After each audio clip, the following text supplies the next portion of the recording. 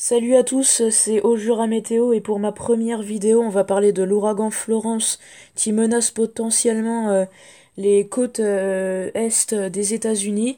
Donc là, je vais regarder sur le modèle ECMWF qui est le plus confiant pour que cet ouragan rentre vraiment véritablement dans les États-Unis. Donc une situation plutôt critique. Alors pour l'instant, l'ouragan qui était Florence avant qui est monté en catégorie 4 il y a un peu moins de 2 jours, est descendu au stade de tempête tropicale, comme vous le voyez ici, avec un très fort cisaillement de vent qui a été observé, donc du coup il a complètement perdu de son intensité, avec, vous voyez, des rafales tout au plus qui atteignent les 90 km/h pas très loin du centre, notamment sur le nord de la dépression. On va faire un grand bond déjà mardi 11, la situation à midi. Alors là, on voit quand même que l'ouragan s'est nettement intensifié avec un cœur à 973 hectopascales, des rafales qui atteignent le stade de presque la catégorie 2, hein, vous voyez, jusqu'à près de 190 km/h. On va regarder maintenant la situation mercredi à midi. Donc on voit que l'ouragan avance bien vite, il se creuse bien et il va en direction plutôt nord-ouest. Donc là, un cœur à 954 hectopascales, des rafales assez critiques quand même, hein, qui atteignent, vous voyez, quelquefois les 230 km/h vers le centre. On a l'œil qui commence à se former. Notons qu'il va passer pas très loin des Bermudes d'après ce modèle et que du coup bah il va pas forcément le toucher les Bermudes, mais on pourrait avoir une houle assez importante sur ces îles quand même. On va avancer la situation jeudi à minuit. Et là, on commence à se rapprocher dangereusement des côtes des États-Unis, comme vous voyez sur la gauche de la carte. Un cœur à 950 hectopascales seulement, des rafales qui touchent ni plus ni moins à la catégorie 3, voire 4 même, hein.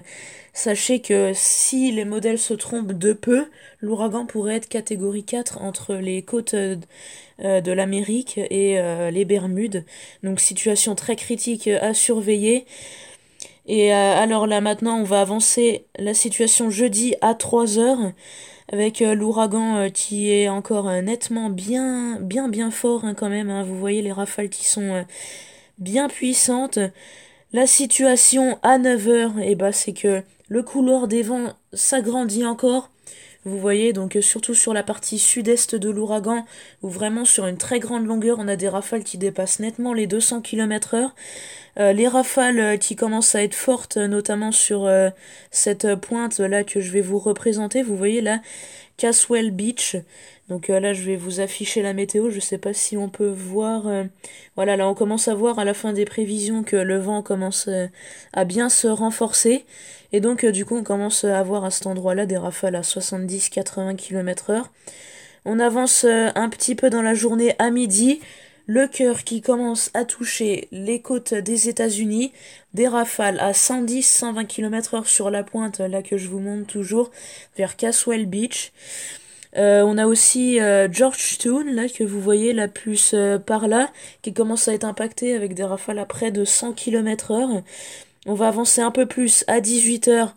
Vous voyez Georgetown justement avec des rafales à 140 km/h quand même. Caswell Beach, on est presque vers les 180 km/h. Et donc le centre ici vers Myrtle Beach, pardon, à 180 km/h quand même les rafales dans le centre de cet ouragan qui serait toujours en catégorie 1. La situation, vendredi à minuit, le cœur de la dépression rentre largement dans les États-Unis et on a des rafales vraiment qui pourraient faire de gros dégâts. Regardez, 170 km/h sur la partie sud de l'ouragan, à plus de 150 km/h sur le nord alors qu'on est déjà bien enfoncé dans les terres. On va avancer encore un peu maintenant la situation à 9 heures le vendredi. Le cœur à 989 hectopascales, donc qui commence à bien remonter. Là maintenant le système serait plutôt rétrogradé en tempête tropicale avec des rafales qui atteignent encore quand même les 130 km/h localement, notamment sur le sud de la dépression. Et donc du coup on va terminer avec la situation à 15 heures avec l'ouragan qui va se désintégrer du coup dans les Apaches. Et donc un cœur à 998 hectopascales. Et notez que le vent sera quand même assez fort, hein, vous voyez encore 110 km/h très localement. Donc pour aujourd'hui, je vais pas vous montrer le modèle GFS. Donc déjà parce que j'aime pas trop ce modèle qui n'est pas très précis. Mais je peux vous dire qu'il annonce quand même que l'ouragan pourrait passer près des côtes, mais pas tout à fait quand même impacter les États-Unis. Mais sachez que si les prévisions changent juste d'un poil, et ben cet ouragan pourrait être destructeur, notamment sur les États de la Caroline du Sud, où des inondations sont peut-être à craindre. Ça reste à confirmer. Donc voilà, c'était vraiment une vidéo d'avant-garde. Et donc on se retrouve peut-être pour faire un point si vraiment il y a eu des dégâts très importants. Donc je vous dis salut à tous.